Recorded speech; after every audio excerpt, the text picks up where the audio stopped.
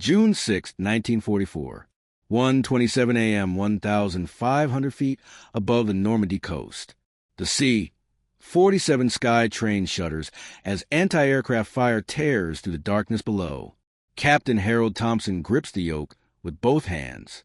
23 years old, 5 feet 9 inches tall, 162 pounds. He's been flying for exactly 18 months. Through the windscreen, he sees nothing but blackness and the occasional flash of German 88mm guns lighting up the Channel coast like a deadly fireworks display. Behind him, in the cargo bay, 18 paratroopers from the 101st Airborne Division sit in 2 rows, their static lines hooked to the overhead cable. Each man carries 90 pounds of equipment. Each man knows that in approximately 90 seconds, they're going to jump into occupied France. The aircraft that Thompson's left erupts. A direct hit. The C-47 disintegrates in a ball of orange flame that illuminates the night sky for exactly 3 seconds. Thompson doesn't flinch. He holds his course. 220 miles per hour. Altitude dropping. The red light above the jump door glows like a malevolent eye. Tracer rounds slice upward through formation, moving so slowly he can track each one. They look lazy. They're not. Each round travels at 2,700 feet per second. The Germans are firing everything they have. Thompson's co-pilot, Lieutenant James Mitchell, is counting. 30 seconds to green light. And in those 30 seconds, Thompson is going to fly this unarmored transport plane directly into the most concentrated anti-aircraft fire in military history. Part 2, the prophecy. What happens next will change the course of the war. By dawn on June 6, 1944, more than 13,000 American paratroopers will be on the ground in Normandy. The C-47, the transport plane that military experts said was too slow, too vulnerable, too obsolete for combat operations, is about to deliver the largest airborne assault in human history. And it's going to do it while being shot at by every German gun in France. Part 3, Genesis. But first, let's talk about how a civilian airliner became the most important aircraft of World War II. December 1935. Santa Monica, California. Donald Douglas stands in the prototype hangar of the Douglas Aircraft Company. He's looking at a problem. Trans World Airlines needs a plane. Something bigger than the DC-2. Something that can carry more passengers, fly farther, make more money. Douglas is 43 years old, MIT educated, a perfectionist who measures success in thousandths of an inch. The aircraft taking shape in front of him will be designated the DC-3. 21 passengers. 2 Pratt & Whitney are 1830 twin Wasp engines. Each engine produces 1,200 horsepower. Maximum speed, 207 miles per hour. Range, 1,500 miles. It's a civilian transport. Nothing more. Nothing less. The DC-3 enters service with American Airlines on June 25, 1936. The flight from New York to Chicago takes 4 hours and 45 minutes. Passengers love it. The cabin is spacious. The ride is smooth. The plane is reliable. By 1939, 90% of the world's airline passengers are flying on DC-3s. Douglas has built 607 civilian models. The aircraft is printing money. September 1st, 1939. Germany invades Poland. The U.S. Army Air Corps is watching. They're watching the Luftwaffe drop paratroopers. They're watching the Wehrmacht use airborne forces to capture critical objectives. They're realizing that the next war will be fought from the sky, and they need a transport plane. They need it fast. They need it reliable. They need it in massive quantities. The DC-3 is sitting right there. The Army places an order for the military version on September 17, 1940. They call it the C-47 Skytrain. The modifications are minimal. Reinforce the floor. Install a cargo door. Add brackets for paratroop static lines. Remove the passenger seats. Paint olive drab. That's it. The civilian airliner becomes a military transport. The cost per unit, $88,574. The Army orders 10,000 of them. Production begins at 3 factories: Long Beach, California; Oklahoma City; Oklahoma, Chicago, Illinois. Douglas is building C-47s around the clock. 3 shifts, 24 hours a day, 7 days a week. At peak production, a new C-47 rolls off the assembly line every 47 minutes. Each aircraft contains 10,000 rivets. Each rivet is installed by hand. Each aircraft is tested before delivery. The workers are mostly women. Rosie the Riveter isn't a poster. She's building the planes that will win the war. May 1942. England. The first C-47s arrive at airfields across southern England. American pilots are training for something big. They don't know what yet. They're flying patterns over the countryside, learning formation flying, practicing low-level navigation. The C-47 handles like a dream. It's stable. It's forgiving. It's nearly impossible to stall. A pilot can fly it with one engine out. A pilot can land it in a crosswind. A pilot can put it down in a field if necessary. The British nickname it the Goonie Bird. The Americans call it the Herky Bird. The Russians, who receive thousands through Lend-Lease, call it American Ski Slan, the American Elephant. Everyone loves it, but there's a problem. The C-47 is slow. Maximum speed at altitude, 224 miles per hour. That's slow for 1942. The German Messerschmitt Bf 109 fighter can hit 386 miles per hour. The Focke-Wulf FW-190 can reach 408 miles per hour. AC-47 loaded with paratroopers, flying at low altitude, struggling under the weight of 18 fully equipped soldiers, might manage 180 miles per hour. It's a sitting duck. The aircraft has no armor. The fuselage is aluminum skin over a lightweight frame. A 7.92 millimeter Mauser round will punch through it like tissue paper. The C-47 carries no defensive armament, no guns, no turrets, no protection whatsoever. If a German fighter gets on its tail, the C-47 is dead. December 1942. North Africa. Captain Harold Thompson arrives in Algeria with the 52nd Troop Carrier Wing. He's been flying C-47s for 6 months. Born April 14, 1921, in Topeka, Kansas. Son of a railroad mechanic. Graduated high school in 1939. Wanted to be a pilot since he was 7 years old. Enlisted in the Army Air Corps in January 1940. Flight training at Randolph Field, Texas. Advanced training at Kelly Field. Received his wings on August 15, 1941. For months before Pearl Harbor, Thompson is a natural pilot. He has 847 flight hours in his logbook. 312 of those hours are in C-47s. He knows every quirk of the SkyTrain. He knows how it handles when it's loaded heavy. He knows how to coax maximum performance from those Pratt and Whitney engines.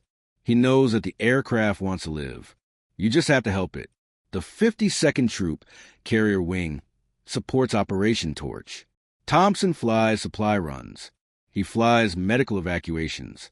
He flies generals to meetings. The work is unglamorous but essential. Every gallon of fuel at the front comes in on AC-47. Every artillery shell arrives in the cargo bay of a SkyTrain. Every wounded soldier flies out strapped to a litter. Thompson logs 214 combat hours in North Africa. The Germans shoot at him twice. Both times they miss.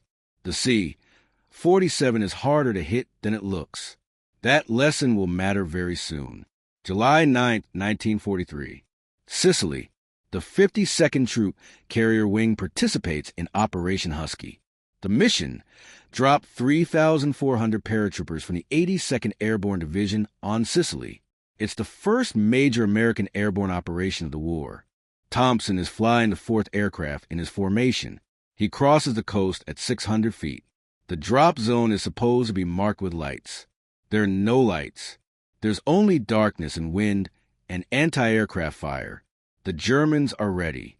They're waiting. Thompson's aircraft takes 3 hits. 1 round punches through the right wing, 1 through the tail section, 1 through the cockpit, missing Thompson's head by 11 inches. The hole in the windscreen is the size of a baseball. Wind screams through the opening at 90 miles per hour. Thompson can't see, can't hear, can't think. He completes the drop. All 18 paratroopers exit safely. Then he limps back to base with one engine coughing and the aircraft shaking itself apart. He lands at 3:47 a.m. The maintenance crew counts 43 bullet holes. The C-47 flies again the next day. Thompson is just getting started. September 1943. Italy.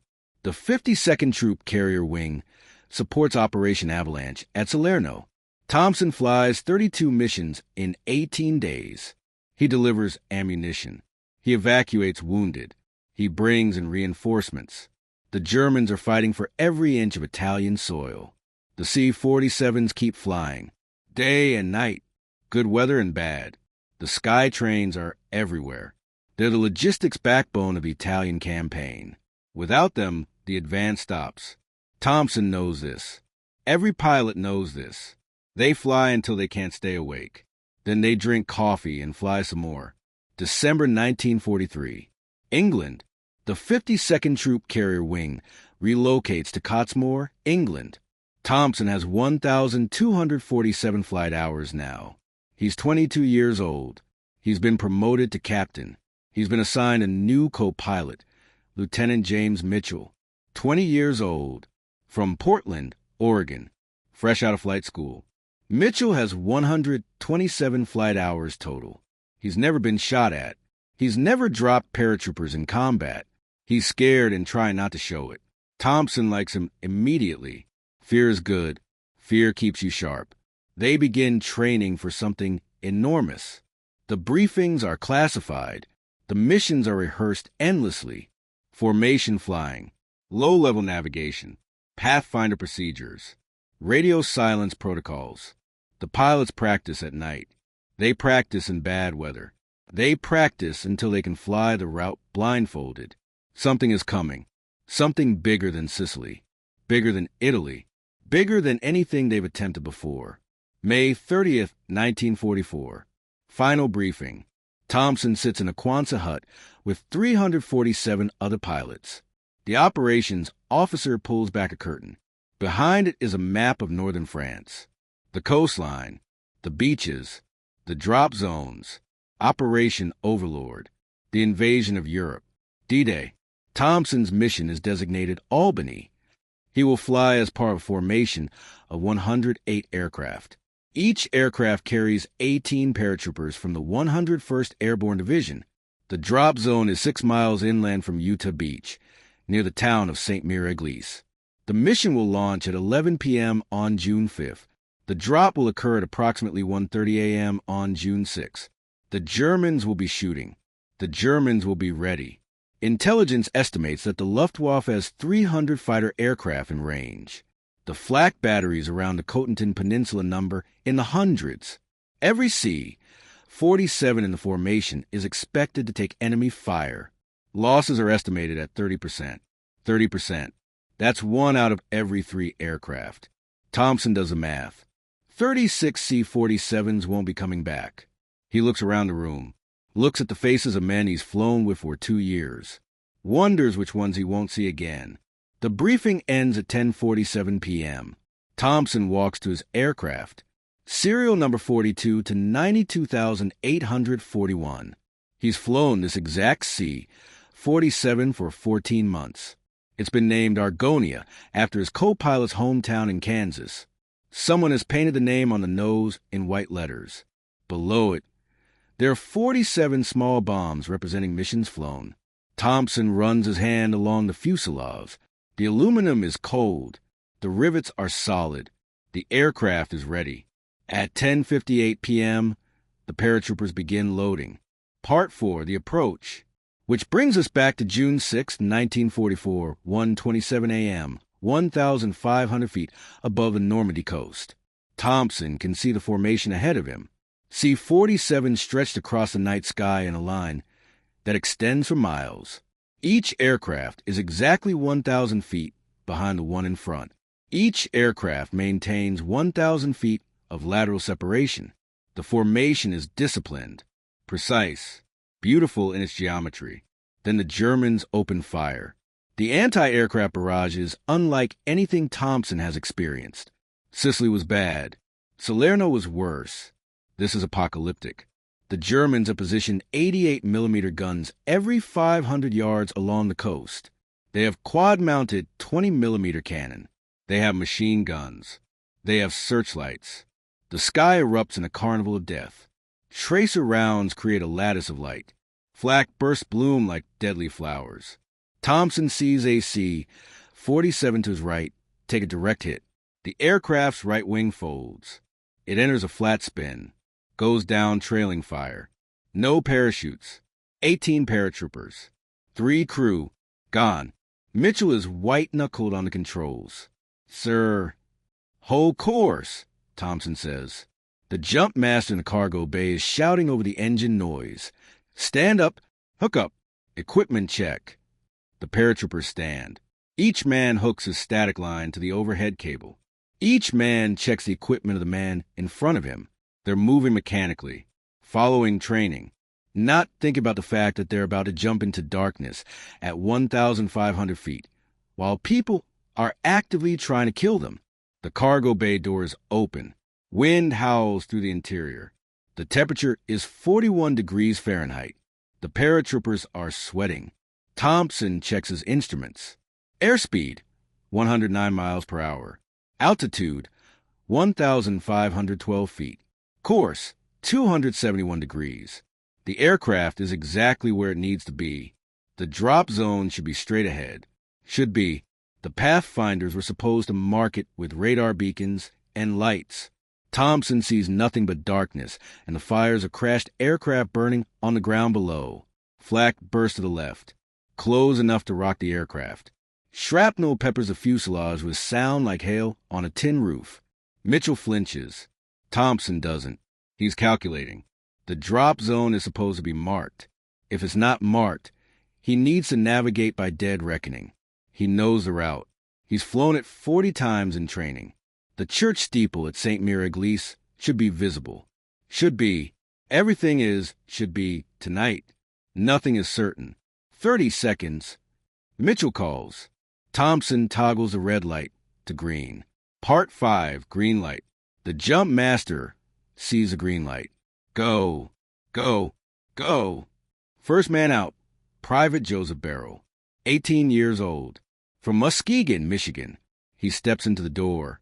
The 135-mile-per-hour slipstream catches him, yanks him backward. His static line snaps taut. His T-5 parachute deploys. The canopy blossoms. He's falling into darkness. Behind him, 17 more men follow in rapid succession, 1 per second. 18 seconds from first jumper to last. The cargo bay empties. Thompson maintains course for another 10 seconds, keeps the aircraft straight and level to give the paratroopers the best possible drop. Then he banks left, hard. The C-47 responds instantly. The sky train turns like it's on rails.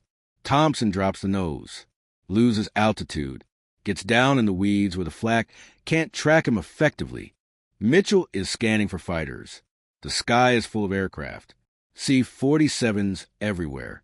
Some climbing, some descending, some on fire. The Luftwaffe should be here. Intelligence said they would be here. Where are they? The answer, nowhere. The Luftwaffe's night fighters are grounded. The weather is too bad. The cloud cover is too thick. The German High Command didn't believe the invasion would happen in these conditions. They were wrong. The Allied meteorologists found a 36-hour window of marginal weather. Marginal. Not good. Just barely acceptable.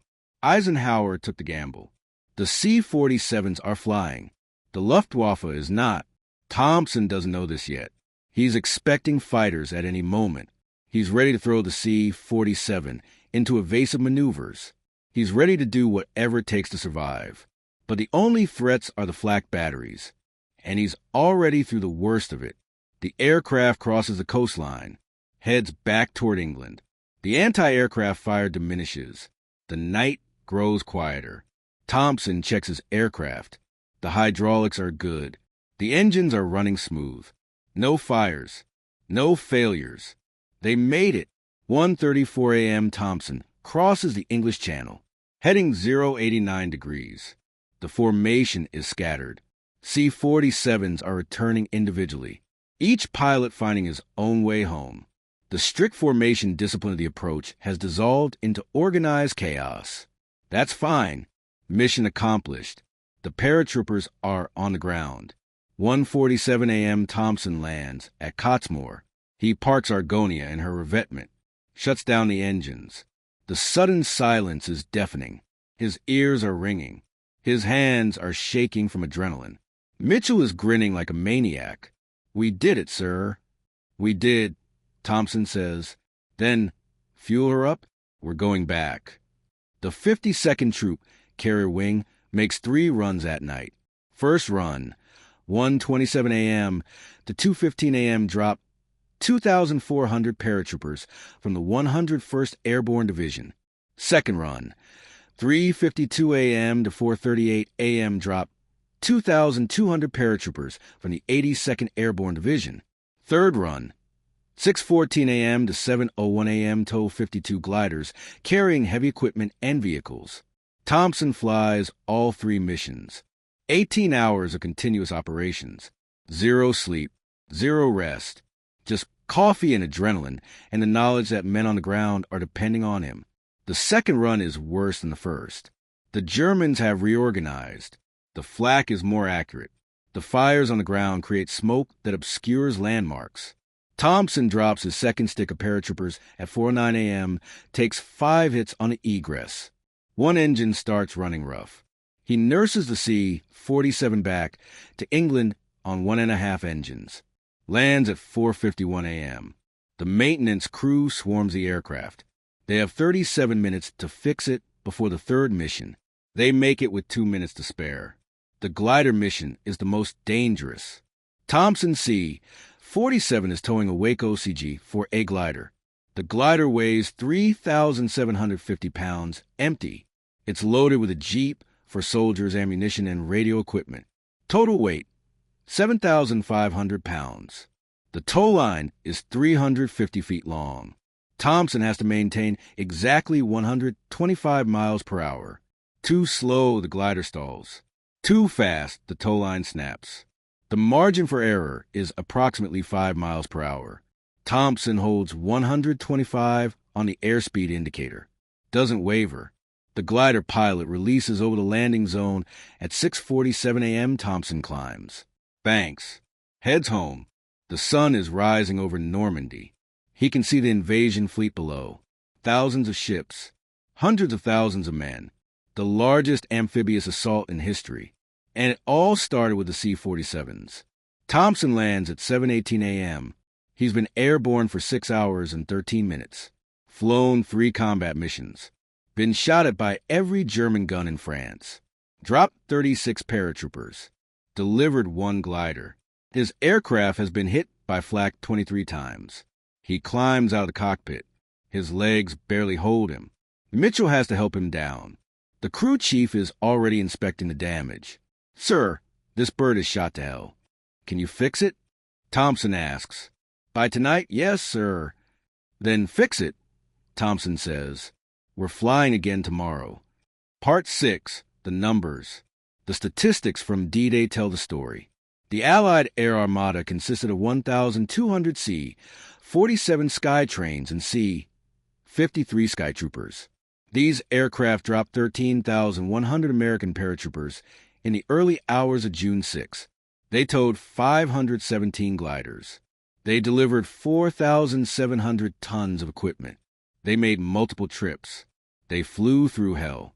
The losses: 22 C-47s shot down, 63 damaged beyond repair, 114 severely damaged but reparable. The Luftwaffe claimed 0 kills. Every C-47 loss was destroyed by anti-aircraft fire. The slow, unarmored transport plane that everyone said was too vulnerable proved to be remarkably hard to kill.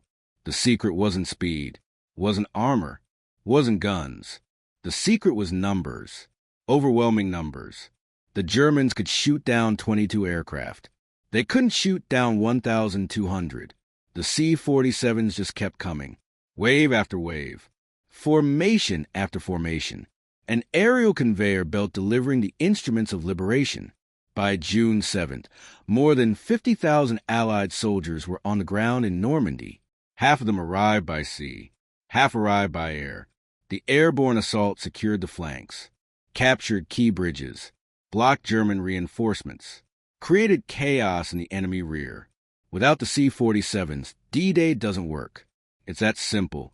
The invasion depended on those slow, vulnerable, obsolete transport planes getting through. And they did. Every single one that survived the flak made it to the drop zone. Every single one delivered its cargo. Every single one came home, or died trying. Thompson flew 17 more missions in June 1944. He participated in Operation Market Garden in September. He flew supply drops to the 101st Airborne at Bastogne during the Battle of the Bulge. He crossed the Rhine during Operation Varsity in March 1945. He was flying when Germany surrendered. By V-Day, Thompson had accumulated 2,347 combat hours, all in C-47s, all in the same aircraft. Serial number 42 to 92,841. Argonia, the plane that wouldn't die. Thompson received the Distinguished Flying Cross with 2 oak leaf clusters, the Air Medal with 15 oak leaf clusters, the European African Middle Eastern Campaign Medal with 7 battle stars. His official citation reads, "For extraordinary achievement in aerial flight as pilot of a C-47 aircraft, Captain Thompson displayed outstanding courage and skill in conducting operations against the enemy, completing numerous missions under extremely hazardous conditions." The citation doesn't mention that he flew 3 missions on D-Day, doesn't mention the flak, doesn't mention the fear, doesn't mention that he was 23 years old. Part 7, After the Thunder. Thompson returns to the United States on November 12, 1945. He's processed out of the Army Air Corps at Fort Leavenworth, Kansas, on December 3rd. He receives his discharge papers, shakes hands with a colonel he's never met, takes a bus to Topeka, goes home. His parents throw a small party. Neighbors stop by. Everyone wants to hear war stories. Thompson smiles, nods, says very little. What is there to say? He flew a plane. He did his job. He came home. 68% of the men who started with him in the 52nd Troop Carrier Wing also came home. That's better than most. Thompson enrolls at the University of Kansas in January 1946. He studies mechanical engineering, uses a GI Bill, graduates in June 1949, gets a job with Boeing in Wichita. He works as a design engineer for 27 years, contributes to the development of the B-47 Stratojet, the B-52 Stratofortress, the KC-135 Stratotanker, all of them descendants of the aircraft he flew in the war, all of them carrying forward the lessons learned by men like him. He never flies again, never even considers it. That part of his life is over. Thompson marries Mary Ellen Hutchins on April 22, 1950. They have 3 children. Susan, born 1952. Robert, born 1954. Jennifer, born 1957. Thompson never talks about the war with his children, never shows them his medals, never mentions D-Day. His wife knows. She's read the citations. She's seen the photographs. But Thompson doesn't discuss it. The war was something that happened to someone else, a different person, a 23-year-old pilot who doesn't exist anymore. Thompson retires from Boeing on June 30th, 1976. He and Mary Ellen moved to a small house in Lawrence, Kansas. He spends his retirement gardening, reading, taking walks, living the quiet life he earned. On June 6th every year, the local newspaper calls, asks for an interview, asks about D-Day. Thompson always declines. There were a lot of men there, he says. Talk to one of them. September 8th, 1994. Thompson suffers a massive heart attack while mowing his lawn. He's 73 years old. The paramedics arrive in 4 minutes. They work on him for 27 minutes. He dies at 3:42 p.m. Mary Ellen is holding his hand. The death certificate lists cause of death as myocardial infarction. It doesn't mention that the deceased helped save Western civilization. Thompson is buried at Oak Hill Cemetery in Lawrence on September 12, 1994. Military honors. Color Guard. 21-gun salute. A bugler plays taps. The ceremony lasts 18 minutes. 47 people attend. The local VFW post sends a representative. The newspaper runs a 3-paragraph obituary on page 12. It mentions that Thompson was a veteran.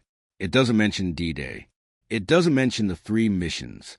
It doesn't mention the Distinguished Flying Cross. The obituary focuses on his career at Boeing, his work, his family, the normal things, the safe things, the things that don't require explanation. There is no statue, no memorial, no building named after Harold Thompson. His medals are in a box in his daughter Susan's attic. His logbook is in a filing cabinet in his son Robert's basement. Argonia, serial number 42 to 92,841, was scrapped in 1947, cut up for aluminum, melted down, recycled.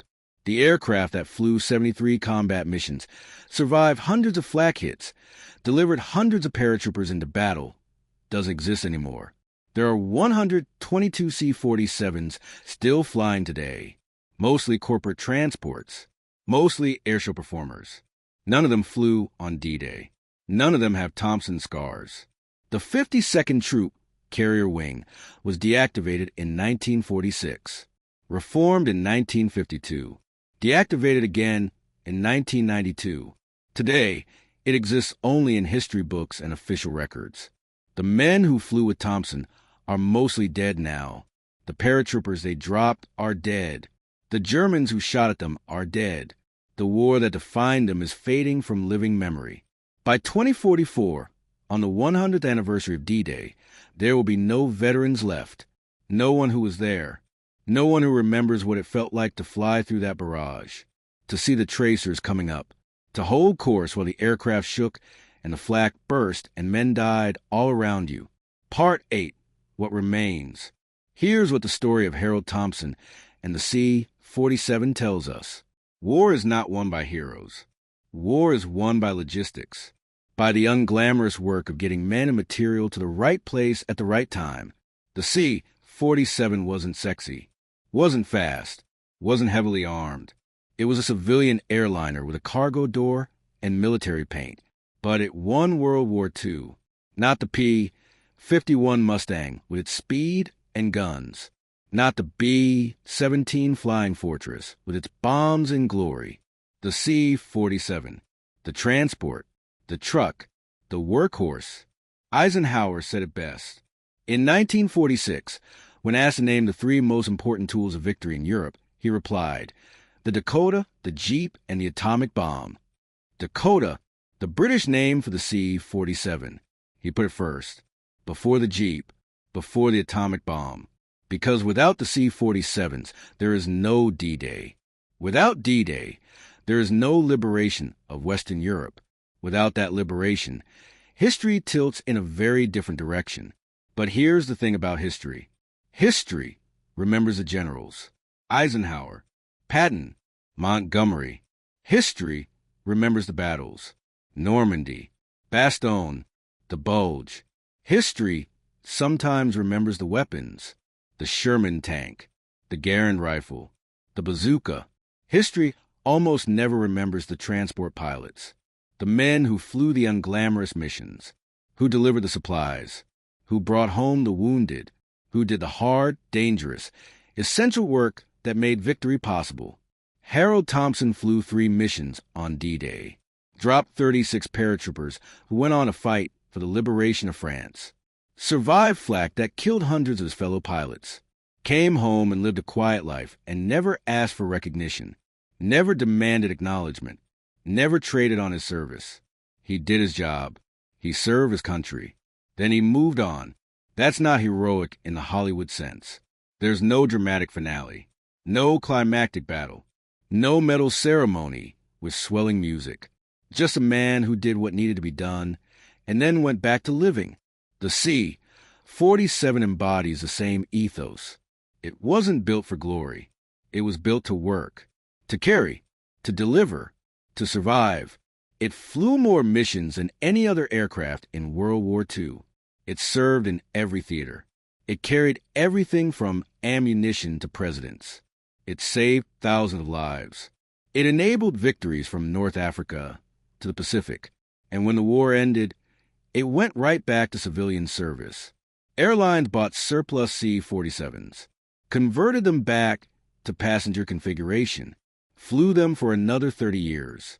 Some are still flying, still working, still doing the job they were designed to do 89 years ago.